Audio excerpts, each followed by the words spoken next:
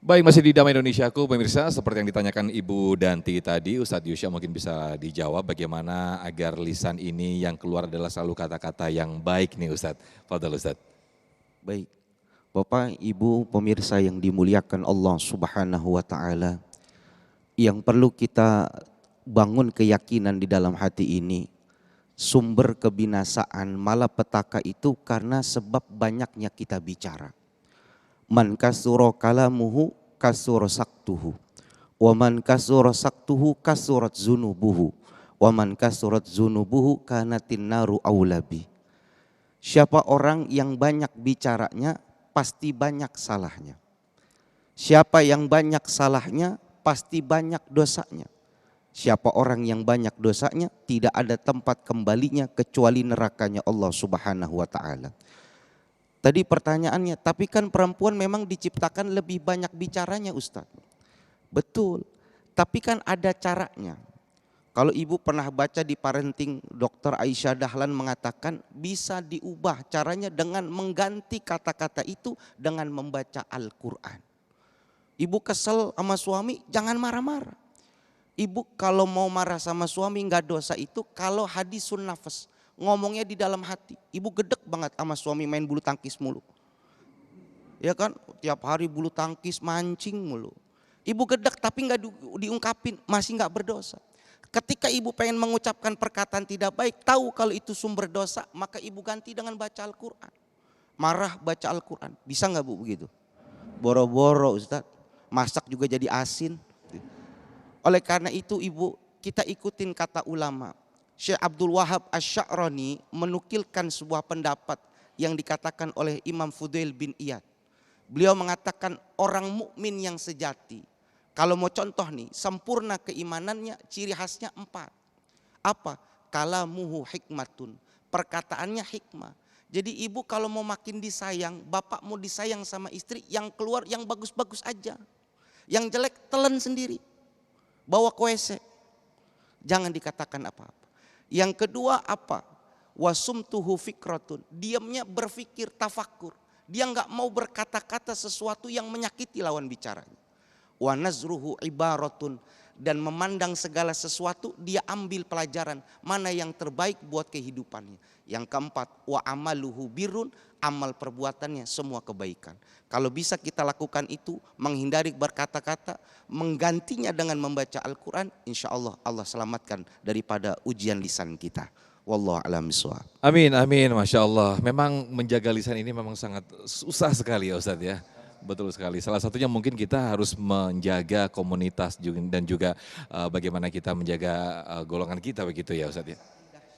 Iya. Ini takutnya ulama daripada banyak bicara. Betul. Sahabat Abu Bakar As-Siddiq, sahabat Umar bin Khattab, karena bahayanya lisan ini ngambil batu digigit sama dia. Masya Allah. Supaya apa? Enggak banyak ngomong. Berapa lama gigit batu? 12 tahun. Masya Allah. Jadi kalau bapak ibu lagi marah ambil batu, jangan batu bata kegedean. Batu kerikil aja, gigit yang kenceng. Mau marah, ayo. Gigit batunya 12 tahun. Tidaklah dilepas batu itu kecuali 3 hal. Apa? Sholat, tidur, sama makan. Kenapa? Kalau dimakan ketelan nantinya. Wallahu a'lam bishawab. Masya Allah, baik, luar biasa sekali apa yang disampaikan oleh Ustadz Yusya. Berikutnya saya ke Pak Heri yang akan dijawab oleh Ustadz Taufikur Rahman nanti, silakan. Bismillahirrahmanirrahim. Assalamualaikum warahmatullahi wabarakatuh. Terima kasih atas waktunya.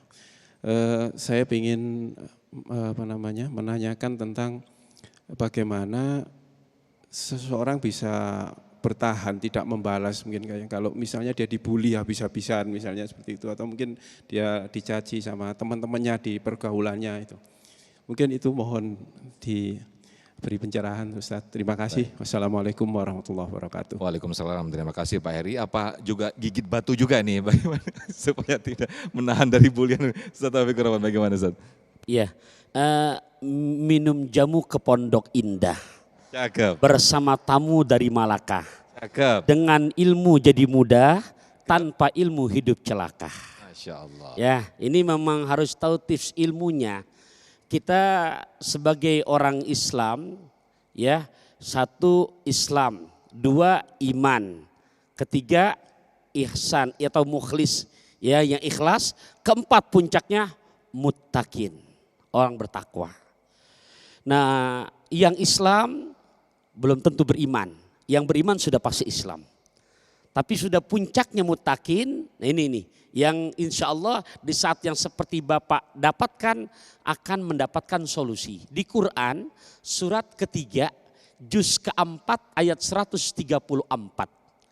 Ya, di saat kita sudah masuk kepada ranah ini dan memang harapan kita ini menjadi orang-orang yang muttaqin, ada beberapa kriteria. A'udzubillahi minasyaitonirrajim. الذين ينفقون في السراء والضراء والكاظمين الغيظ والعافين عن الناس والله يحب المحسنين. Ya, ini kita semua lagi berproses arah sana, makanya kita istiqomah bisa ngaji di Majelis Dhamma Indonesiaku.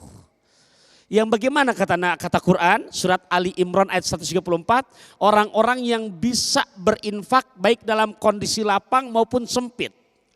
Kondisi lapang nyaman dalam kondisi normal itu biasa, tapi walaupun dalam kondisi kemarin pandemi hampir 3 tahun lebih, hampir 3 tahun kita masih tetap berani berinfak, baru luar biasa. Itu dua. Ketiga, wal kadhiminal ghaiz, bisa menahan emosional kita. Tadi caranya Sayyidina Abu Bakar dengan gigit gigi batu. Wal afina anin nas, dan yang keempat mau memaafkan kepada saudara kita.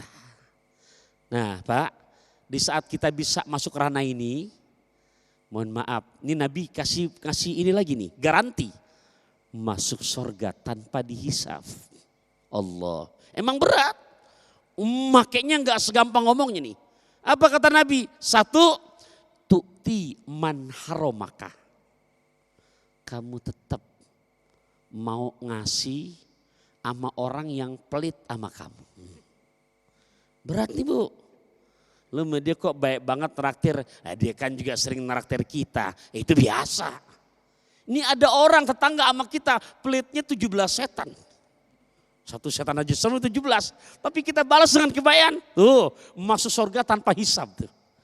Yang kedua kata Nabi lagi, apalagi waja'fu amman zolamaka. Kamu mau memaafkan kepada orang yang udah ngezolimin kamu. Dibully kita. Habis-habisan.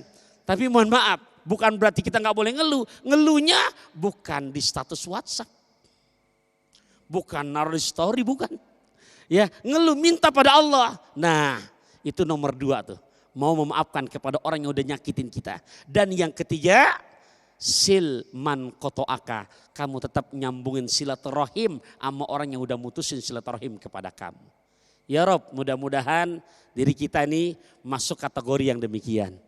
Amin, amin, maafallah. Memang berat sekali, cuman motivasinya itu tadi Ustadz ya. Betul. Surga pokoknya udah gitu aja. Tanpa dihisap. Tanpa dihisap, Masya Allah, luar biasa sekali. Ibu Estafani, kami persilakan berikutnya untuk silakan mengajukan pertanyaan, silakan Bu. Ya, langsung Bu. Assalamualaikum warahmatullahi wabarakatuh. Waalaikumsalam warahmatullahi wabarakatuh. Afwan Ustadz, saya punya 2 pertanyaan.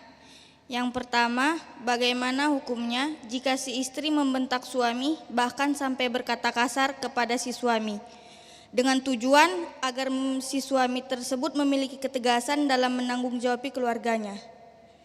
Dan yang kedua Ustadz, bagaimana kita menyikapi bila atasan kita menyuruh sesuatu yang menyimpang dan menyebabkan dosa, dan jika kita tidak melakukannya kita akan kehilangan pekerjaan kita. Sementara jika kita melakukannya kita akan mendapat dosa. Baik. Terima kasih Ustadz. Wassalamualaikum warahmatullahi wabarakatuh. Waalaikumsalam warahmatullahi wabarakatuh. Karena pertanyaannya sangat panjang, langsung 2 nih Ustadz, kita tahan dulu. Kita akan kembali usai jeda, tetaplah di Dhamma Indonesiaku.